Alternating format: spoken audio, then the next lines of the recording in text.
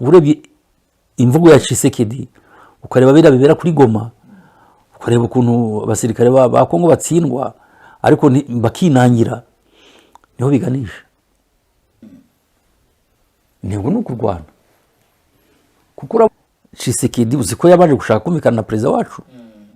Ibyo ni bikwereka umuntu udafite personality. Donc umuntu usonikwa n'abandi akora ibintu bitumvikana.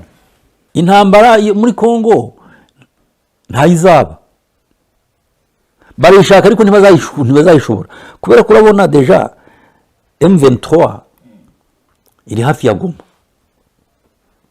None se Goma ko ari honyine bafite baturuka barwana batera u Rwanda, ahandi baca ni he? Muri indege umunsi bafashe ikibuga cy'indege, indege zaba Kinshasa, ariko Kinshasa na Goma ukuntu hareshya distance, ahantu bonyine bashobora kuhateresa ni kuri Goma. Kuri Goma se nyamara gufatwa bazaca he?